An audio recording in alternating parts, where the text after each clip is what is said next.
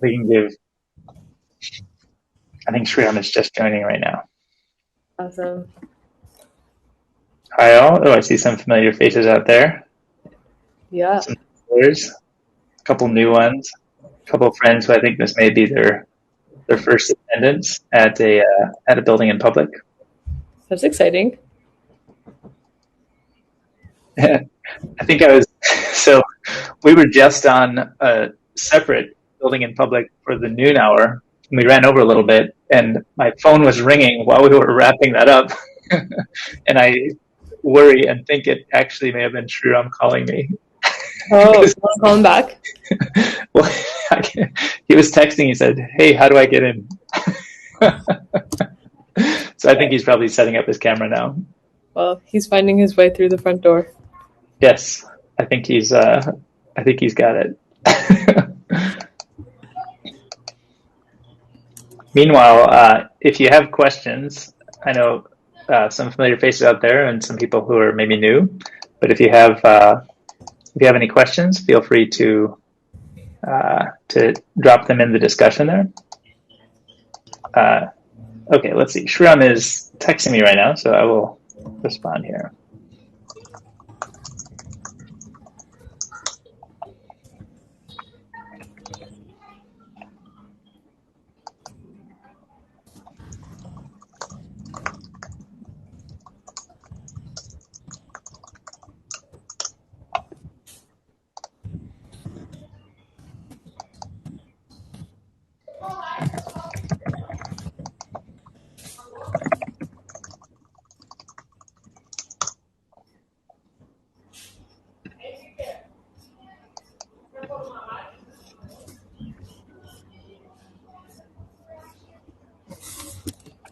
All right. When in doubt, we refresh. So, hey there. There it is. Oh, all right. The good old hit refresh seems to have fixed it. Yes, we have. You know that stay calm and carry on. Yeah. We've sort of made our own meme. Stay calm and refresh. There you go. It's like I don't know how many of you are fans of the IT crowd. But the idea, that's kind of this common, which is turn it off and on again. So yeah. That's all we had to do. Exactly. Are you hearing me okay? Yeah, all good. Awesome. I seem to be weirdly blurry, but maybe that's for I feel like I'm under some witness protection program. Oh, are you blurry? Is it blurry when I show up? No, you seem very high resolution. I love it. And Mishti? I'm just using my laptop camera. It's probably not great with the backlighting, but it's all good. It's probably better that I'm in low resolution. There we go. I have this old movie posters behind me, and somebody once asked whether I'm going to get into some copyright trouble, and I'm like, I don't know, and I don't want to comment on that. So. I was going to ask, are you just a huge movie fanatic, or what's the story with movie posters?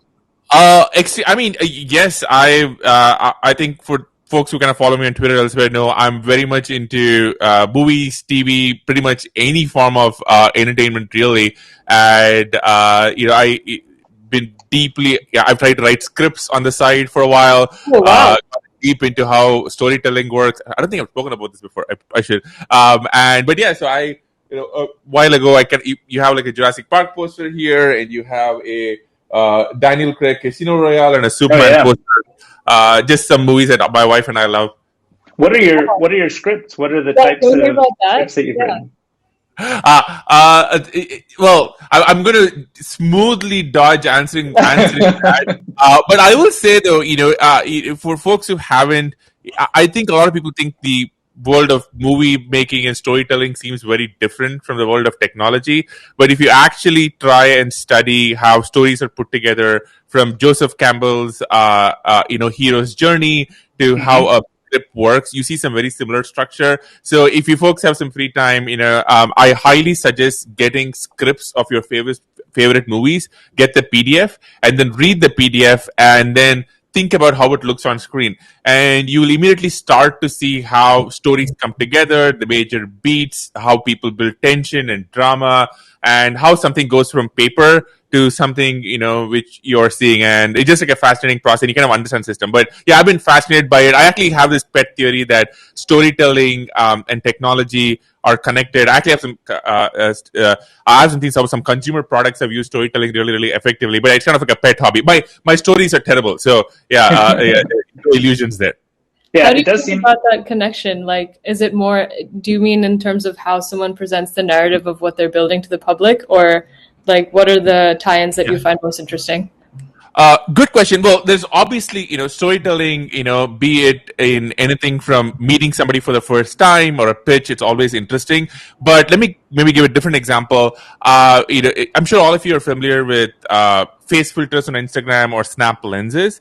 And one of my theories as to why snap lenses and snap stories really took off and started working was until you had snap stories, the way you told a story on news feeds, be it Facebook, on Twitter, was in reverse chronological order, right? Like, for example, if somebody's, live tweeting this right now, you say, well, Sriram pointed to his movie posters behind him, and now he's off talking about storytelling, but it's going to show up in reverse order. That is not how you tell a story in any form of human communication. Right from our ancestors sat around a fire and they talked about, whatever they killed that day. But with snap stories, for the very first time, you could tell a story in linear order. You could say, well, this is how I woke up. This is what I did. Oh my gosh, I ran into this person, blah, blah, blah. And one of the things I think, I found at least was that human beings have something inherent in them that wants them to tell stories, and especially tell stories in this 3-act structure. So you often saw people try and say like, I got up, here's where I grabbed my coffee, and then something during the day, and then meeting some friends after work, and then and then going to bed for the night. And they sort of naturally did that, and I think that's one of the reasons Snap Stories really worked out, because you didn't really have reverse chronological order. But anyway, so I have a bunch of theories as to why the 3-act structure and storytelling is fundamental to how we think. But yeah, that's one of my pet theories. And do you think that you talk about being, the storytelling, and then you're obviously, storied history in kind of technology building. And I wonder how much of the creative act of storytelling is going to be like uniquely human, and for how long? Or will the machines take over and be generative in terms of creativity? And when will we finally see like a machine able to tell a compelling story? It's a good question. I think there are two schools of thought.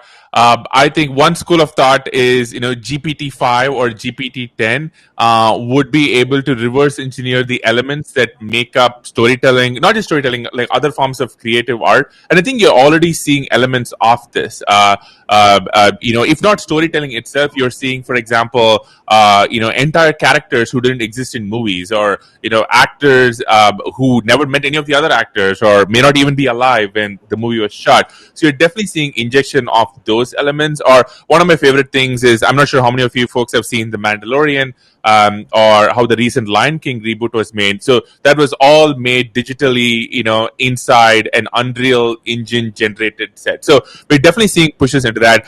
I will say though, I am a little bit of a romantic at heart. And I think I like the idea that there is something magical and unique about storytelling, that we might have some more time. But I suspect you're probably going to see some GPTX version of storytelling happen very soon. But we'll see. It's unclear. I suspect you're probably going to see more of it in music. I've definitely had friends of mine experiment with electronic music, which is automatic, which is machine generated, or at least uses scaffolding. If I had to, one of my theories is that I think people really focus too much on, hey, is this going to be humans or machines? I think in almost all spheres of life, you see both. Like, look at us right now. All of us are using a screen to kind of amplify and augment what we do. So I suspect what's going to happen is you're going to have really, really creative people who use tools to, make their creations better or make their process better. So just like we are doing right now. And I suspect that's probably, what's going to happen for, the next several years. But who knows? Right, there's also this one that Mishti shared. Lil Michaela is a good example of a new type of IP that doesn't, has like light on story, but kind of heavier on character. So you don't necessarily have the three acts, but you start to build a relationship with a new character, a new personality, and maybe the kind of the machine generated initiation points will be simpler than kind of the three act structure and more around kind of the character and IP as a starting point. That's a great question. That's a great point. There was gosh, I'm blanking out on this, but there's also been like content formats which don't live inside video but on social media. There's a famous show from Sweden which then showed up on Facebook video a couple of years ago, where a lot of the yes, from Norway, yes. Norway, sorry, yeah, thank you. And one of the things, by the way, I'm not sure how well the US version did, but it was definitely a hit in Norway. And one of the most amazing things about the storyline plays out, in real time on social media as well, which I think is just like really, really fascinating and interesting, and you kind of be a part of it. By the way, one of my other pet passions, I think a lot of you folks know, is professional wrestling, and that's another example where storytelling really plays out on social media as well, as opposed to just watching it on TV. But yeah, I'm not an expert in any of this. It's just something I do for fun. How did the professional wrestling? Yeah, what is that? Thing come to be? I wasn't aware. Well, I mean, this is nothing. I would say I've always been a fan since I was a kid, and I think let me put it this way: I've always been a student of storytelling as much as I've been a student of technology. I've never worked on storytelling. I can't, I have no illusions that I'm a professional there. So if any of you work in storytelling, you're an artist, you're a screenwriter.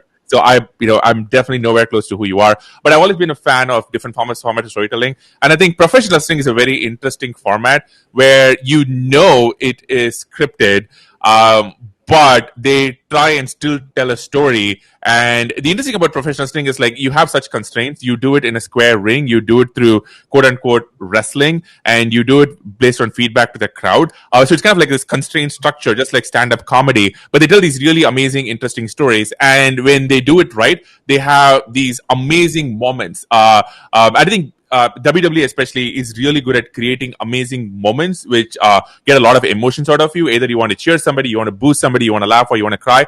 And I think that's very interesting. And I will say I have often taken ideas and tips from how they do it and adapted it to other forms of life, including work meetings or presentations. I think a lot of what we do in technology is storytelling. Like, for example, okay, let me try and tie it back. A lot of you folks here are probably founders. A lot of you folks here might be working in like a big technology company, and you're a product manager, and often you're trying to describe something that does not exist.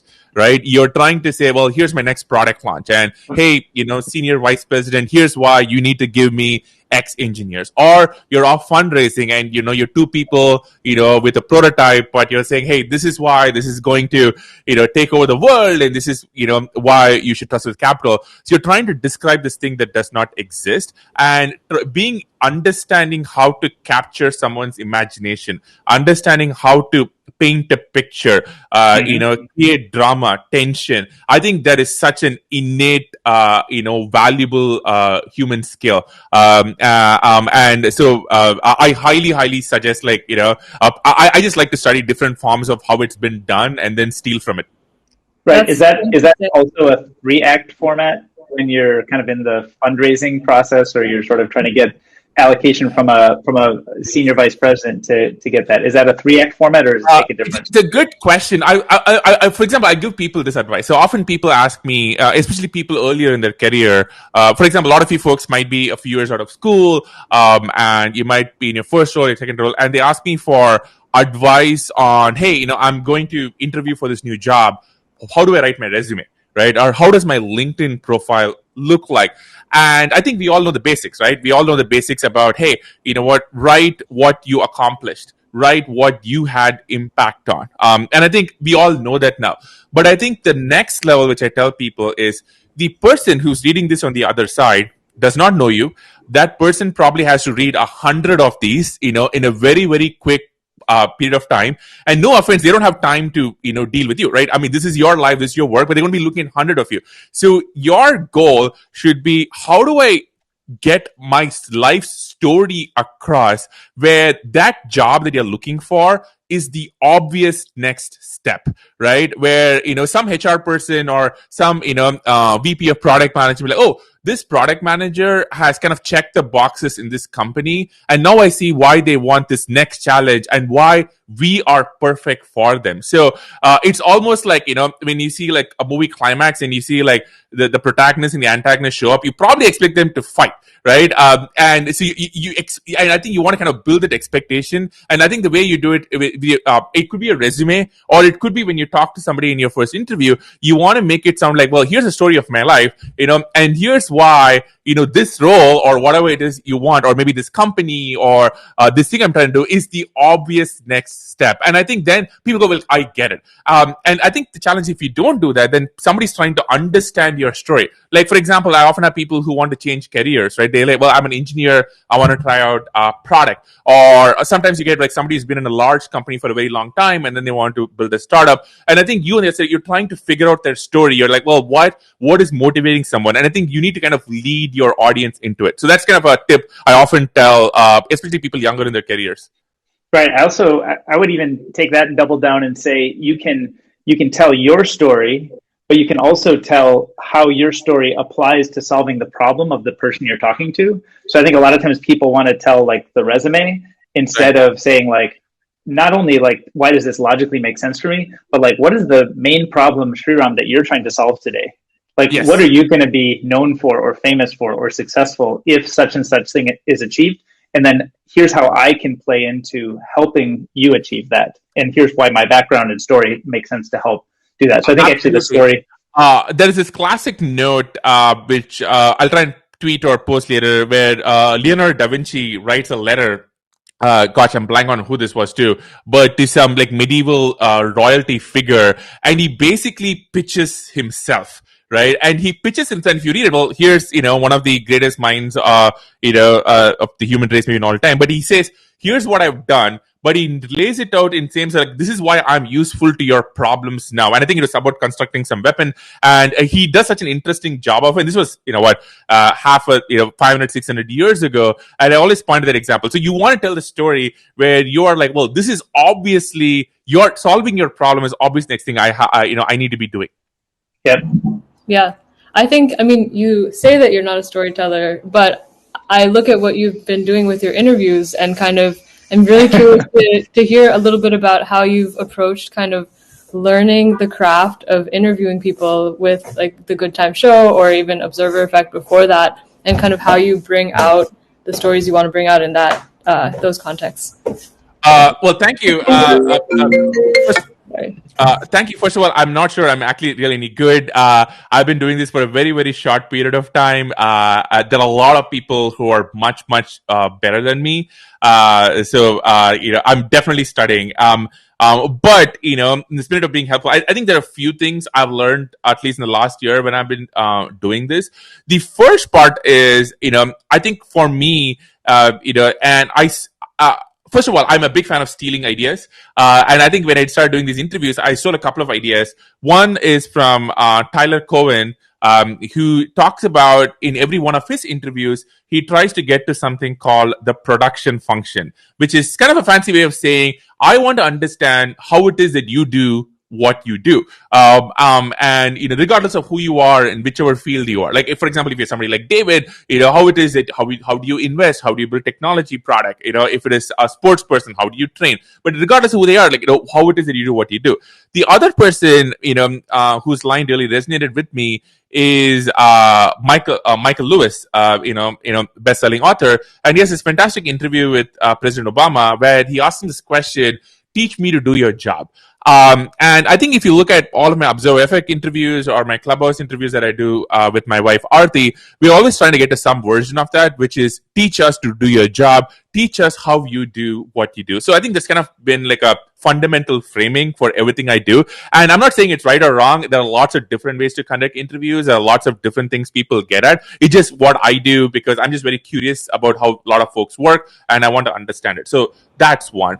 I think the second part and the second secret is that, preparation is key. So with the Observer Effect, which folks haven't seen it, go to the observereffect.org. I do these really long form, in-depth interviews with people in the technology industry. I've interviewed Daniel Ek, Toby Lutt, Mark Andreessen.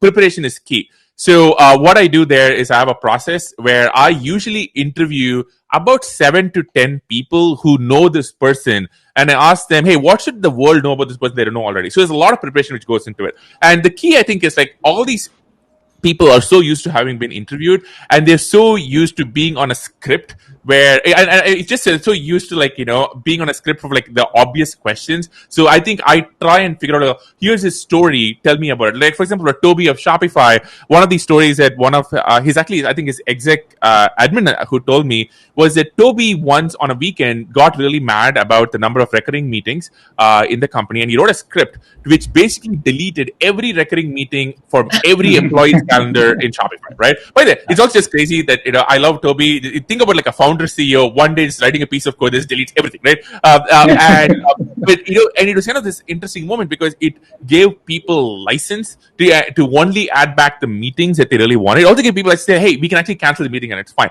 And that was a story which I don't think had been told before, but somebody at Shopify told me this, and I got asked Toby about it, and it was like a really fascinating discussion. So I think preparation is really, really key. And I think the third part is actually doing the interview itself.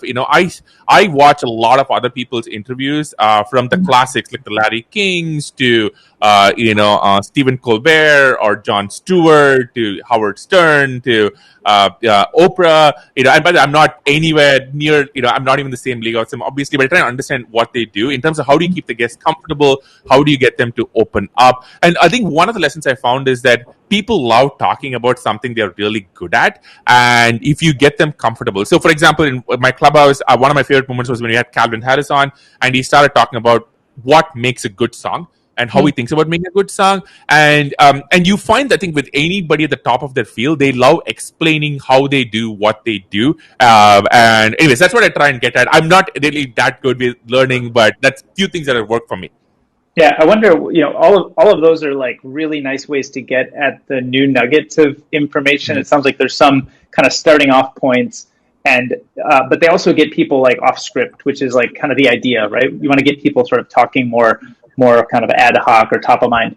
And I wonder, does that ever lead you into either an awkward situation or a dead end, or can you think of situations where it has kind of not worked out the way you wanted, and then how have you sort of found to get that on track? Unclear. You might have to ask the people I've interviewed the other side. I do think my pet theory on this from the last few months of doing this is if you come at it from a sense of optimism and kindness.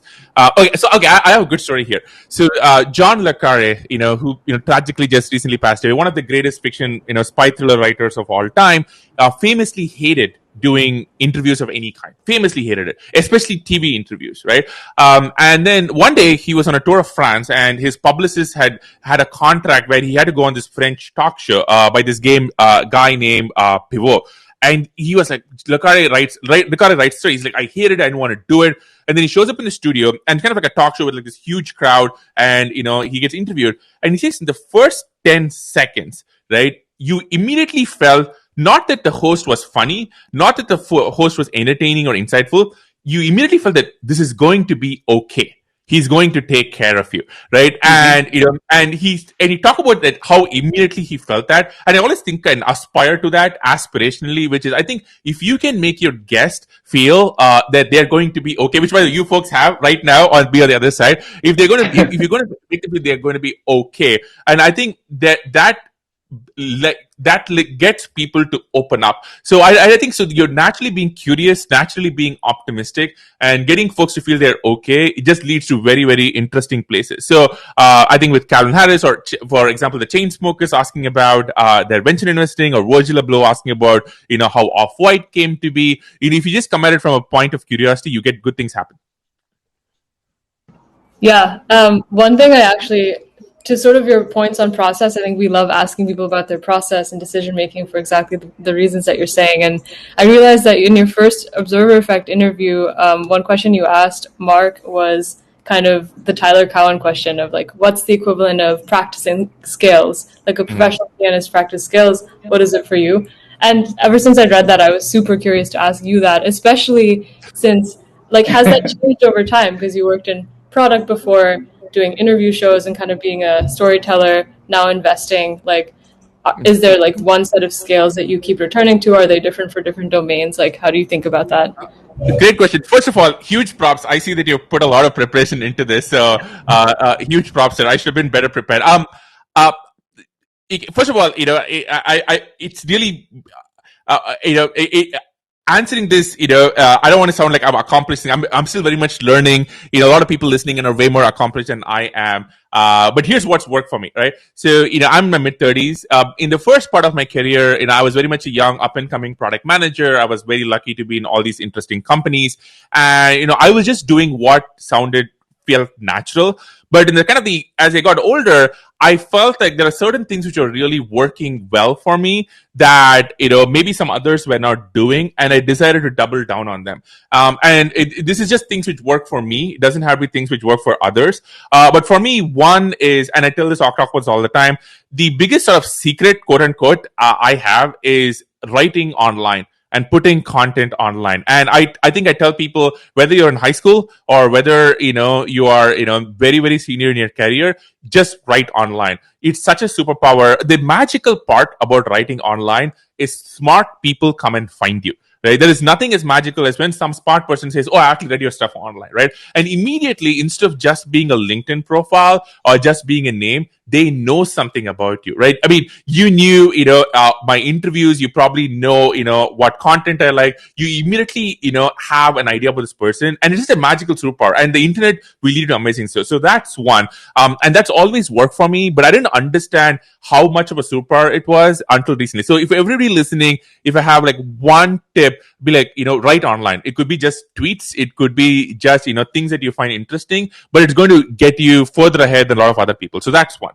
The second thing that I was doing, which I don't think, which I didn't realize was how useful it was I just reach out to people all the time. I just reach out to people. I reached out to David, right? Like in some ways, and you'll be amazed on the internet. Like, if you get a thoughtful note from someone, people will respond. And I've been very, very fortunate where, early in my career, when I was just like a no-name PM from Microsoft, some really interesting people, including Mark Andreessen himself, responded, and they would respond and they would take time. And if you just figure out a way to make it interesting to them. And by the way, another pro tip, the most interesting, powerful, famous people in the world all read their email.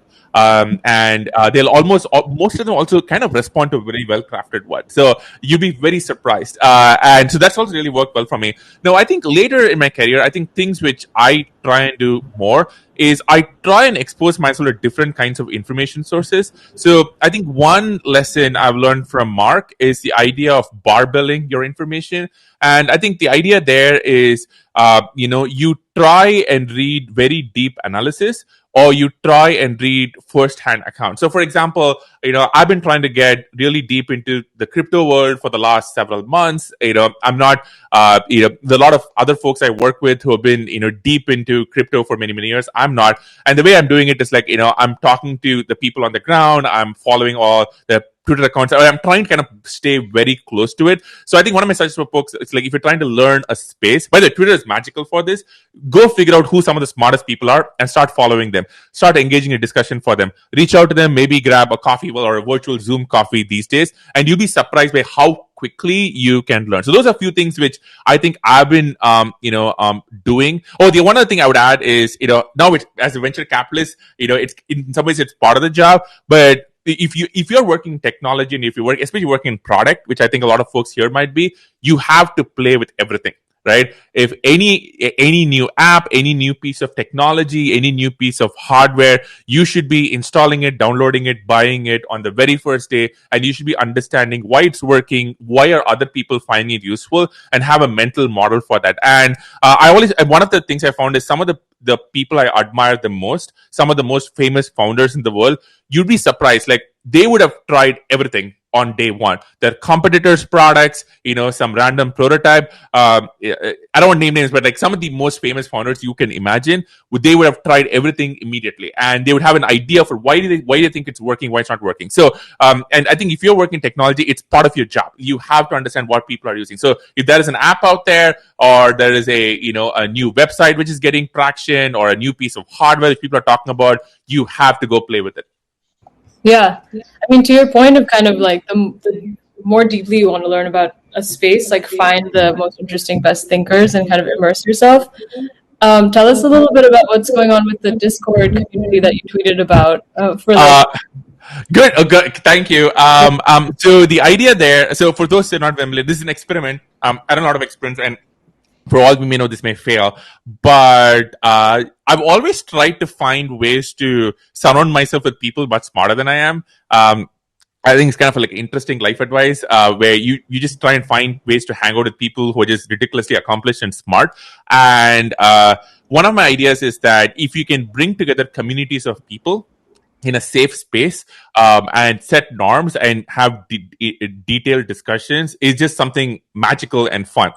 So the Discord server, I think it's my pinned tweet. I just put out this tweet saying, hey, if you're working on something interesting, especially if you're earlier in your career, and especially if I don't know you, because if I do know you in person, I might be on a WhatsApp group with you, or I might be, be interacting that way. If you don't know me, just hit me up, send me a DM, tell me what you're working on. And then I create a Discord server where I just basically pick people who seem to be working on something interesting, almost always people I have never met before, and just added them in there. And it's very early, but we're having some fun discussions on, what is happening in the world of crypto, or, some new product that has launched. And it's just an interesting space. And I think one thing I found is that really smart builders and entrepreneurs want to be around other smart builders and entrepreneurs. And if you can create a space, it's just fun where you can have these really interesting conversations, which you may not be able to have in public. So it's a super early experiment. If anybody here is working on something interesting, do hit me up on the DM. But we'll see what happens. But I think bringing together communities of builders and founders, and is always been like a passion of mine. And when you're organizing this kind of community, like this Discord experiment, to me it feels like a little bit like you're the host at a dinner party. And I wonder if you have like kind of icebreakers or norms, or how you stir the pot to kind of start the thing to make it work. What does that look like? That's a great analogy. Funny fact, I always tell people that's exactly the analogy you use about which is like the best Discord servers, Slack groups, WhatsApp groups, Telegram groups, Signal groups are like a good dinner party. So what does it mean? You walk into a party, let's say for the very first, okay, I can't remember the last time any of us walked into a party. Maybe if you live in Miami, but if you walk into a party, let us say there is nobody is talking. Right? You're like, okay, well, what do I do? Right? Or if you walk in and everybody there seems more famous or, more accomplished than you, then you're going to be really intimidated. Or there are only groups of people and they all seem to know each other. And you're like, okay, well, where do I go? And you're trying to scan the crowd looking for the one friendly face you can have a conversation. And I'm pretty sure all of us have some version of this happen to us in real life. And I think the same thing happens in an online space. Let us say you show up, you're like, okay, what are the norms here? Can I be funny? Am I supposed to be insightful? Are people going to judge me? Are there people who I want to impress? And so my role is to help you overcome all of that. So I have some tricks. One thing I try and do is I just try and be extra weird and goofy, just so that I try and give people license to, hey, you can be funny here, or you can be yourself here. Don't feel like, you have to write the most intellectual, dense thesis to try and impress everyone. And I think I don't know whether it's successful, but I definitely try and put people at ease. The second part of it is when you're in a party, the best host, what they do is they'll take somebody new, they'll bring them into a group and say, hey, by the way, this person here actually happens to be working on this thing. You want to talk about it? So you're doing two things. One, you're bringing somebody into the social group. Second, you're giving them this ramp to say, well, here's a topic you're comfortable talking about, and I'm going to give you this comfortable spot, as opposed to you figuring, well, what am I supposed to say here? What are the norms? And so that's the other thing which I try and do, which is, I'd be like, hey, let's say we're talking about something DeFi. I would tag somebody who's in the DeFi space who's new. I'm like, hey, by the way, what do you think of this? Because I know they will have an opinion, and they feel comfortable talking about it. So that's another one. I think the third part, I think, is if you're a dinner party which has the same kind of people is kind of boring. You always want a good mix. You want somebody, you want different age groups, different backgrounds. You want some people who are really accomplished. You want some people who are very young in their career. You want somebody who's very provocative. You want somebody very, maybe intellectual. So I think you're always trying to figure out what the right mix of people is. Because, for example, if you have a party full of people who are incredibly shy and don't want to talk, it's going to be very challenging. On the other hand, if you have a party full of people who all want to be center of attraction, well, that's going to have its own challenges. So you always try to figure out what the right mix is. So I think a lot of those analogies apply to running a Discord server or Slack or online community. And are there certain scale limits that you suspect are just kind of natural? Because I think when I think about a dinner party of like 12 people, it's like one conversation at a table, and that works. I think we all kind of know what that feels like. If you have 100 people in a physical space, it feels like a bunch of disconnected but possibly relevant things going on. But in virtual spaces, you can be as big as you want. So do you have like a natural limitation of what you think makes for like a good like virtual space dinner party? I think it kind of depends on first of all, I think you need to understand what kind of space you're trying to create. Something with 3 close friends who are meeting after many years, where you're very vulnerable, intimate, is different from 7 to 8 people meeting for the first time. Very different from a mixer with like 150 people. Very different from something which has like thousands of people. So first, I think you need to be very deliberate about what kind of space you're going to create. Like, for example, if it's a small group where there's a lot of trust, somebody might be more willing to say, hey, here's some challenges I'm facing, right? Something's not working out, I'm facing this challenge at work, whatever it is. You may not be willing to do that if you have several hundred people that you don't know. So first, I think you want to be very thoughtful about what kind of space you're creating, and nothing is right or wrong. I think there are roles for every one of these, and that's one. And I think the second part of it is, what I try and do is, I think when you're on Twitter or on any public forum, it feels like you're in public. And you want to act a particular way since you're in public. I try and create more sort of like safety, where it's like, hey, this is sort of like a space where we all kind of know each other, and there's a certain level of trust, and we can kind of open up to each other in a particular way. But we'll see, it's such an experiment. But I think my key finding is you want different kinds of spaces, and you want to design them very differently. I read this note the other day, which I thought was super interesting. They said that the best physical space to hold like a mixer party in is not a wide open space. It's actually like space with multiple small rooms. So you can have these little breakouts, so you have a little group of people. And I think that analogy, in space design holds true for smaller spaces too. So for example, we could have, for example, I know a lot of these folks who run really, really large communities. For example, Lenny Rachitsky runs a community of product managers for like several thousand people, or like we have companies who do, we have like thousands of people in the community, and I think they're very good at creating different kinds of spaces. So you can have the thousands of people channel where you're broadcasting something and you're trying to promote things, and for example, then you have the 10 people channel, where it's a group, and then you might have like you're building these social connections with 2 or 3 people, and which are very different. So I think you want to allow for different kinds of relationships and spaces to exist. Yeah. And how do you think about content versus kind of communication within those spaces? Because you mentioned sort of these like almost what sounds like a support group for what's not going well at work. Maybe there's some sort of content you can walk through. I know we've talked about and done some like improv sessions where we had somebody come and host like little improv, almost like you do improv comedy. So those I'd call more content. And then there's sort of more the free form, sharing an article, having kind of a discussion around a topic. Do you sort of think about content separate from messaging in these spaces, or kind of general communication? Well, let me trying to take it back to Twitter. I'm always trying to spark conversation. So one of the things which is very transformational for Twitter, when during my tenure there, was Twitter used to really Twitter in the first part of the last decade used to really think about how do we get users engaging every single day. But over the last few years, they sort of shifted to understanding actually the really valuable thing to focus on is conversation. And if you kind of go back and read like Jack's tweets or comments over the last few years, you really see him focusing on like what is a healthy conversation. And what that means is it's not just me tweeting, but you responding to something I tweet and having a back and forth conversation. And I think that's where the magical part of Twitter exists, is when you have a really fascinating conversation and you learn something at the end of the day. So I'm always trying to create healthy conversation, and there are many ways to do that. You can post something on your own. Maybe you post a thought-provoking article or a paper, or a GitHub commit, doesn't really matter. But you're trying to provoke conversation. Yeah, I'm actually curious about what spaces beyond. I mean, maybe it is like certain sub niches of Twitter, but like, what are these like wild spaces that seem most interesting to you on the internet, where you find people gathering in interesting ways and might be tapping into? And then also, how like what were those spaces for you when you were younger in your career, or maybe had just moved to the US, like entering the Silicon Valley scene? Maybe it was like less online, but sort of what were those? Where were those collections of people, and what did they mean? Good question. Let me do the latter first. I would say online communities have been a big part of my life. Pretty much since the time I got a computer and got an internet connection back in like 99 or year 2000.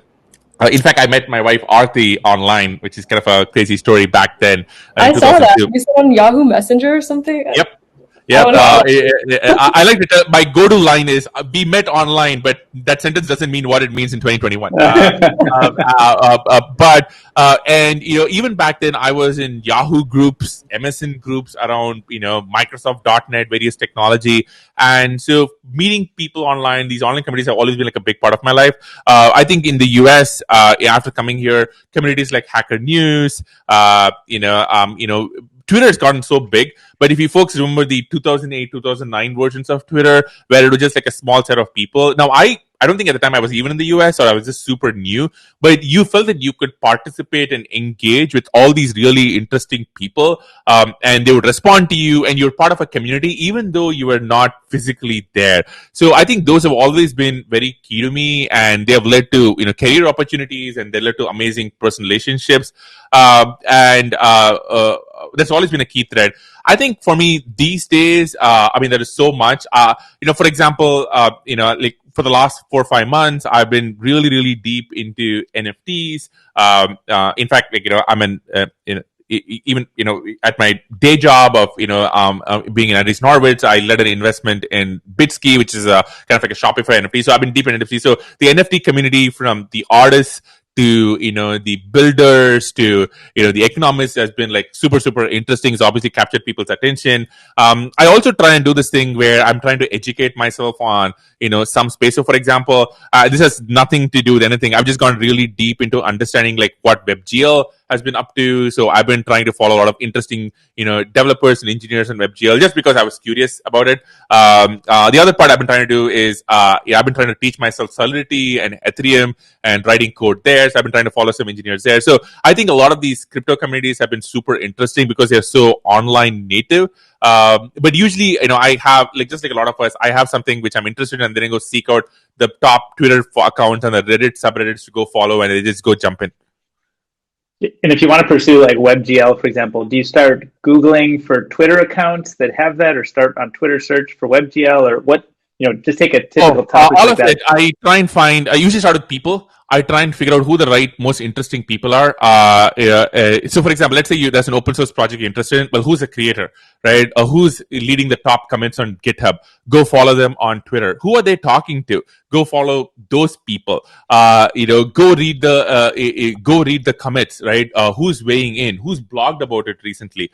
Go follow those folks. Watch their podcasts. Watch their YouTube videos. And I suspect within 30 minutes, you'll have a very quick idea of like who are the key interesting people in this community, what is on top of mind for them right now, and and then hopefully you can slowly start doing some work and becoming a part of it. So it's very, very easy these days to kind of jump in. I also have a question about being kind of at Andreessen VC for the first time.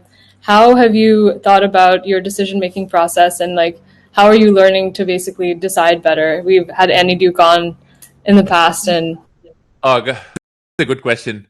Well, first of all, in a lot of ways, I'm still learning. I'm about 3 months into a role, so you might have to ask me this question in down the road, and we'll see how we do. So I'll say this. So a lot of folks listening here are quote unquote operators, just like I was until like a year ago, where you are working in engineering or product, or you have you're building something. And when you're an operator, you can basically do something every single day and have like a direct feedback loop. Let's say, for example, your product manager, that's a world I'm very familiar with. You can write a product brief. You can help make a hire, right? You can set up a demo, right? And you generally, or if you're working consumer product, you can launch something and experiment and see how it works. And if it doesn't work out, you can iterate. And you have a very, very quick feedback loop, and you're making so many small decisions very, very quickly. I think the job in venture is very different. Because when you decide that you're going to partner with a founder entrepreneur, like that is a decision that you're going to stick with for a decade, if not longer. So I like the Jeff Bezos one-way, two-way door framework. Where he talks about you first identify whether the decision is a one-way door where you can't unwind it, or the two-way door where you can unwind it. And the idea is like if the two-way door decision, you can probably make it much faster. So, for example, a product launch which you can roll back, or you can launch in one country, and if it doesn't work out, it's okay. That's a two-way door, and you should be doing that very, very quickly. But working with a founder entrepreneur, that's a one-way door. Like that's something you want to do for the rest of your life, and so you want to put a lot more thought and care into it. And I think one idea I stole from Annie Duke and also Mike Maples, who I'm not sure whether if you folks haven't had on, you should definitely have. Oh, yeah. Is the idea of a decision log. So one of the things about being an investor of any kind is so your decisions you're making fewer decisions, but the decisions have much heavier impact. As opposed to an operator where you're making many, many decisions with smaller impact. They might net out the same way, but the frequency and the amplitude of them are very different.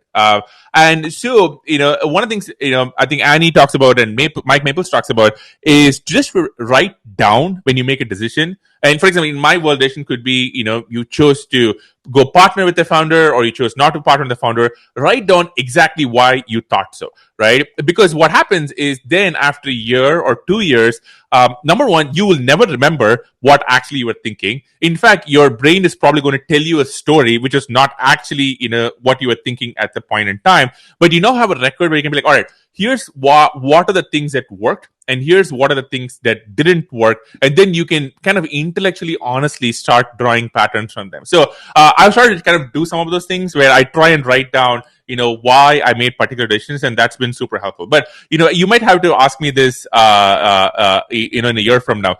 One of the tips I think Mark Andreessen in my Observer Effect interview goes really deeply into this too, which is the idea of how to make decisions. So highly suggest. You mentioned Annie Duke; her book is amazing. Thinking Bets is amazing. But I would also recommend reading Mark's, that bit of the interview on this. And how does that process actually work inside a firm? Is it much different than what you expected before you were there, or sort of how does you talk about recording your own thinking, your own decision process, so that you can evaluate it later? Is that part of the culture within the firm, and is that something that you guys are kind of explicit about as a team?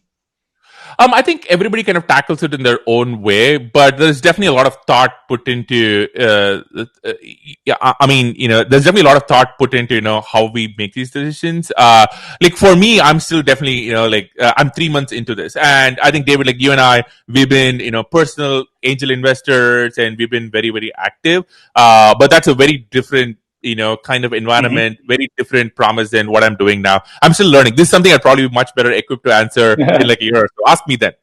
Yeah. I wonder how that transition was like because I think when you're an angel, it's very easy and collaborative and friendly. And then when you're kind of in venture, it's much more, you're going to partner and be kind of the one partner for that round, at least, typically. And I wonder, have you how did you make the decision to shift from kind of a builder / angel to being more focused on investing full time? Was it sort of a path you'd had in mind already? Was it something that sort of just naturally evolved? How did you come to that decision? It's a good question. I think maybe one thing I can answer is like a lot of folks ask me about thoughts about getting into venture, and especially, for example, people who might be like a VP of product at a FANG style company, or you might earn a few angel investments. And I think the thing I tell them is so. There are a few things, lots of other people who have done this for a long period of time told me, and I might have learned, is when you're an operator, you are in direct control of what you do, right? You ship the product, you make the hire, you make the check-in, right? It is you. I think in venture, you are supporting a founder. You are helping them, guiding them, mentoring them, maybe. But you are actually you're helping someone else. And I think one of the things I tell people is you have to first, I think that's a psychological shift that you have to get used to. I think the second part is venture is a very long term game. You are, when you invest in a company, you're investing in them for the next decade, as opposed to you might have a role at, say, like a Google or a Facebook, and then you can leave it after a couple of years. Like that's not the commitment, we make. You make commitment to, be with you forever. So, and I think those are kind of two things I talk to people a lot about. For me, it was just an very organic transition. I've been a very active angel investor for quite a while, been very fortunate to work with some really interesting founders. I had been like a big fan of the firm, and one thing led to another, and I'm here. But but I do think when I talk to people, and this is part of my own process, when I was thinking about this for the last few years, but also a lot of others who ask me, which is I talk to them about the frequency, amplitude of decision making. And the second part is the agency, which is you have to be okay with the idea that you're not the one actually doing the thing. You're supporting the person doing the thing. And I think that is a mindset shift, which people feel like they understand intellectually, but might take a while to understand emotionally. Yeah. I wanted to actually bring up Shruti had a question in chat that I think is kind of interesting. She's saying building in public also means failing in public. How do you suggest one gets up and moves on with the pressure of everyone looking? And I mean, have you ever felt like this in your own career, doing a lot of public writing and investing and interviewing and stuff? And how do you advise people to go about that? Good question. Look, I think these things are really hard to answer in the abstract. I'll just say what's worked for me. For me, I think if you write content online enough, people over time get to know you. And, and even if you fail, they probably feel like they understand where you're coming from. And they have a long-term relationship with you. And not that it's ever easy. These things are never, ever easy, of course. So I'm not going to pretend it is.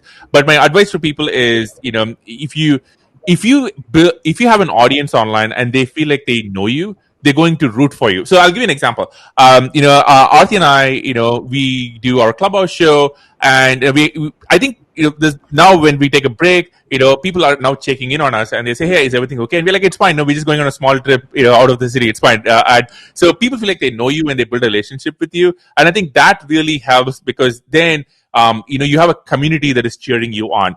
Like, so for example, I recently. Spoiler alert, I recently, interviewed Beeple, the NFT artist, and, which is something, hopefully it's going to come out very quickly. And one of the things he talks about is building an authentic relationship with his community. He's been doing his art every day for 5,000 days over a decade. And his community just cheers him on.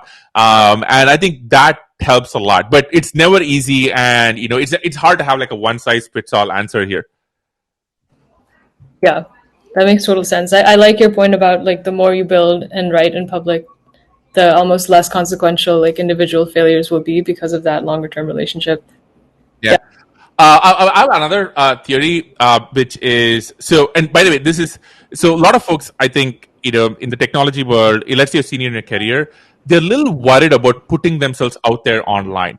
You're little. Let me put it this way: you want to write a tweet, you want to write the smartest version of the tweet possible. And I don't think that's actually the best strategy. I think the best strategy is actually to be a little bit more vulnerable. I think the best strategy is to, like for example, one of my best tweets of all time, in terms of things which have gotten positive reactions and numbers or responses, is I have this tweet on how to negotiate a job offer. And it's I have a blog post on it, which really came from a tweet storm. And but if you look at the advice in there, literally anybody who spent like a few years in any job knows it. But it just worked out very well because it really resonated with a really large audience. So, and I think my advice to people is, don't worry about impressing your peers. Be authentic, be maybe a little bit vulnerable, showcase your personality. That's going to be a lot better than I often see people fall in the trap of, oh, I have to seem smart, or I have to seem impressive. And I don't think that really works all that well. On the I know we're close to the end of the hour we set aside, so I do want to get to a few of these wraps and be conscious of the time. One topic we haven't been able to address yet, which we're curious about, is you sort of have a background kind of more global in nature than some of the people who've sort of grown up in Silicon Valley or kind of built here. And I wonder, it feels like Silicon Valley itself is becoming more global in nature now, and I wonder if there are sort of trends or themes that you would pick out or point to that that maybe we should be paying attention to, that may not be sort of as broadly discussed around kind of the kind of creating ecosystem, the founding ecosystem, the investing ecosystem. I'm not sure whether it's not been talked about, but I think I think in many ways the pandemic has been an accelerant for a lot of this. The move to the cloud, so to speak. What's been blowing me away is the rise of companies which have been remote from day one. Sometimes people haven't even met each other in person, and they are scattered all over the world. They are and then they now have a tools and ecosystem stack to go build on, and I think that's overcoming a lot of the beliefs that we used to have about a bunch of people in a garage and working together. And I think that's just going to be really exciting for the years ahead in terms of, for example, different parts of the world which outside of the SF Bay Area, maybe, where you get amazing companies to come out of, companies that are fully remote, so the employees are like spread all over the world. I'm an investor in Hopin. They've been remote from day one. They are technically headquartered in London, but I'm not even sure they have an office. I think they just kind of they're employees all over, obviously. And I think we are in the earliest stages of figuring out what makes those remote companies work. Right? How do you build culture? How do you incentivize people? How do you bring people together? What does it mean to design and brainstorm all over Zoom? What does it mean to have hallway conversations where the minutes before a meeting where you just run into somebody and you're like, hey, by the way, we should chat about this thing. Have you run into this? Or all those tiny encounters which build trust and chemistry with somebody. What is the equivalent for that? And I think these are all somewhat unsolved problems, which, since everybody is now experiencing, we're going to have some version of solving up. And I think that's really interesting because, to your point, it opens up people from very, very different parts of the world to come participate. And are those people kind of behavioral things or tools, or maybe a mix? All of it. So, for example, one of the things I try and do these days is I just sort of randomly Slack DM people. I'll be like, hey, what's happening? Right? It's sort of my equivalent of like walking past somebody's table, or when you run into somebody in the parking lot or whatever it is, and that 30-second conversation you have where like, hey, what's up? Or that, I think those are really important, right? Because and you're like, oh wait, I did somebody go, oh wait, I meant to talk to you about this thing, have you seen blah blah blah, right? And I think I have been doing that. I do think we are still in the earliest days of figuring this out. Look, I think we all figured out a tool set where, when the pandemic happened, which was like this kind of, this grid rectangle view, which has been amazing. It saved us during the pandemic. But we now know the different kinds of scenarios. We now know all hands are different, from brainstorming sessions, from, social, mixing situations. And I think you're going to see an explosion. You're already seeing in some ways of people coming to it. So I think it's a combination of cultural codes, practices, and tools. Cool. That's great. Well, I know we're bumping up against the end of the hour, so I want to use this as a chance to close and thank you for spending the time with us. I feel like we got new stories out of you that I don't think I've ever heard before, and that I don't think are researchable online. So that's true. Oh my gosh, yeah. Well, thank you so much. This has been an honor. I've loved all the content that you've done. I hope it was useful. And if I can ever be helpful to anybody listening or watching, my DMs are open, so feel free to hit me up. But thank you. This has been so fun. Thanks so much. All right. Thank you so much. Thanks. Bye.